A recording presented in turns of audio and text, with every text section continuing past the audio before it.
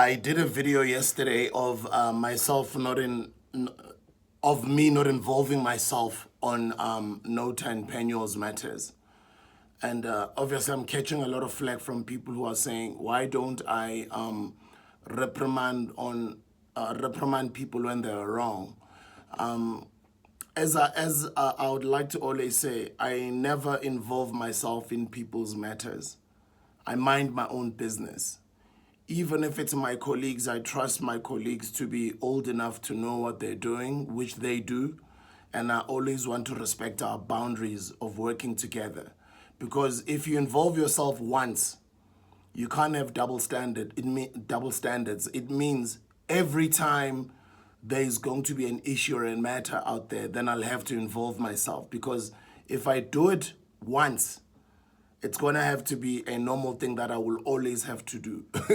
And knowing PENUEL and NOTA, I mean, they're always out there and they always speak their mind. And for some reason or another, they will always be trending, which means it'll always be calling for my involvement. And I think I'd rather not participate. And I've always been like this, even with all of my other colleagues I've ever worked with at Massive Metro. I worked with my brother Bonkosi Dlamini Zola. I worked with Sis Celeste Ntuli. I worked with Sis Thembi Siete.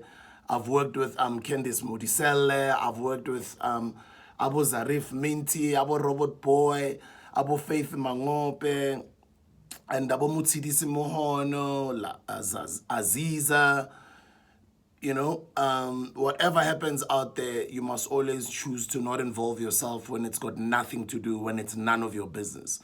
And I also understand, you know, people who are dragging me for not involving myself and saying, yeah, but Banu wrong, why don't you just call them out?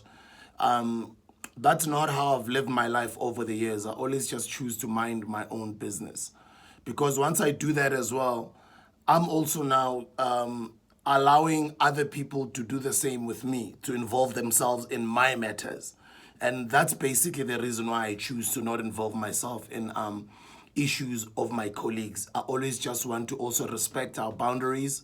I want to respect them as grown men and women that I get to be blessed to work with. And I've always been like that over the years. Yeah, that's pretty much my reasoning for not involving myself on matters of NOTA and PENUEL. But for me now, I think the main thing that I was saying is I don't like it when we get deprived of a bigger picture by little things and little beefs and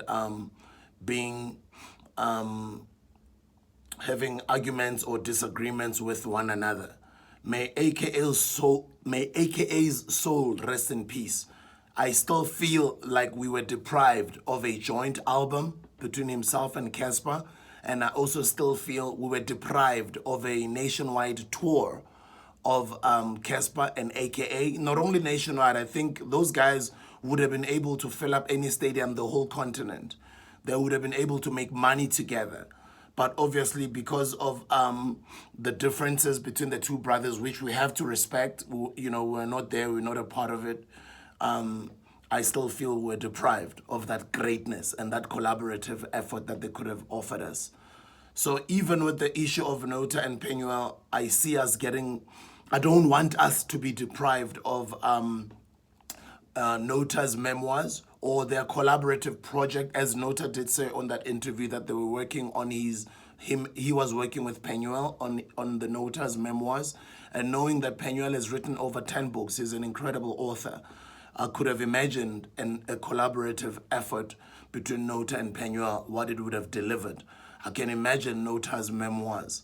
You know, say what you like about the guys, but you and I both know their collaboration could deliver an incredible book, which could turn out into an incredible documentary, which could turn out even into something bigger.